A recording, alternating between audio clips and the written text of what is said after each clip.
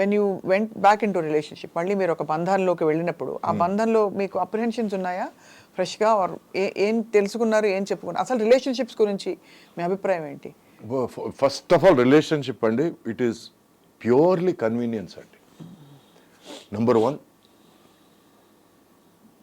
Relationships last because it's convenient. అంటే మీరిద్దరు కలిసి ఉండడం కన్వీనియంట్గా ఉంది అనుకుంటేనే రిలేషన్స్ కలిసి ఉంటాయండి.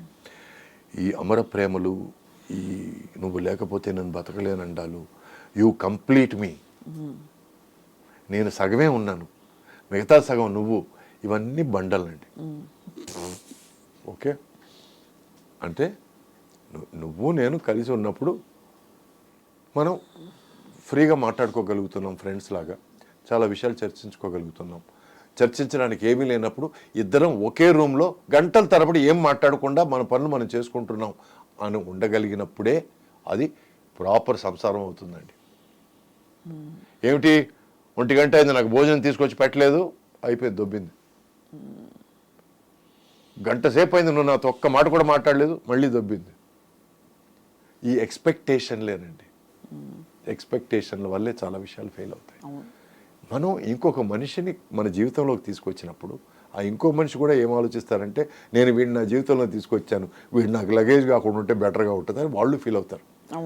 అట్లా ఉన్నప్పుడు వాళ్ళని ఫ్రీగా వదిలేయడం బెటర్. ఫ్రీగా అంటే let them be, let them breathe. నీకు ఇష్టం వచ్చిన పుస్తకం చదువుకో, నీకు ఇష్టం వచ్చిన సినిమా చూసుకో ఇంట్లో.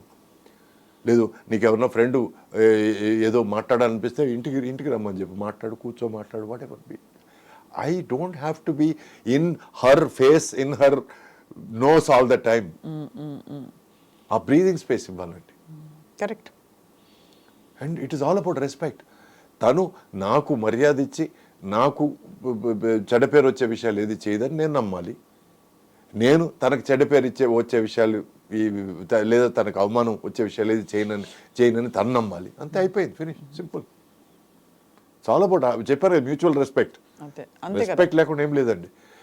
నాకు అంతకుముందు నా డైవర్స్ అయిన తర్వాత ఒక 2-3 విషయాలు ఆల్మోస్ట్ దగ్గరికి వచ్చి ఎందుకు ఫెయిల్ అయ్యాయంటే, నువ్వు మీ ఎక్స్ వైఫ్తో బాగా ఫ్రెండ్లీగా ఉన్నావా, కొంచెం నాకు I'm not happy with that అని అంటారు. అవన్నీ జరిగాయండి. దానివల్ల నేను ఓకే వద్దు, ఎందుకంటే నేను నా ఎక్స్ వైఫ్కి డైవర్స్ ఇచ్చాను తప్ప నా బిడ్డకి డైవర్స్ ఇవ్వలేదు కదా. He is my son, I will never let that go.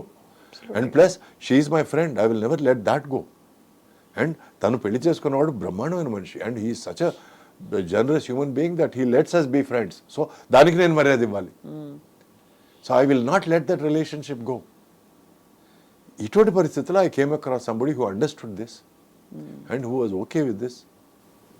And వాళ్ళు ఒకరొకరు మీట్ అయ్యి మాట్లాడుకున్న తర్వాత నేను పెళ్లి చేసుకున్నాను. సో సింపుల్, ఎంత సింపుల్గా అనిపిస్తుంది. అంటే ఇంత కాంప్లెక్స్ బ్రహ్మ పదార్థం ఈ ఇన్స్టిట్యూషన్. మనమే లైఫ్ని కాంప్లికేట్ చేసుకుంటామండి. ఇలా అయితే ఏం జరుగుతుందో, మనం నిజం చెప్పేస్తే ఏం జరుగుతుందో, ఫస్ట్ నిజం చెప్పేలా, తర్వాత ఏమన్నా జరగని. ఇప్పుడు నిజం అండి. ఎందుకంటే అబద్ధానికి ఒక అట్లీస్ట్ ఒక 1000 విషయాలు చెప్పి కవర్ చేయాలండి. నిజానికి కవరే అక్కర్లేదండి. ఆ నిజానికి నిజాయితీ, ధైర్యం కావాలి to declare who you are. అయితే నిజాయితీ లేని పనులు చేయొద్దు, సింపుల్. అసలు నాకు ఇది నచ్చదు, ఇది నచ్చుతుంది, ఇలా నేను ఇది అని తెలుసుకోవడానికి, చెప్పడానికి ధైర్యం కావాలండి.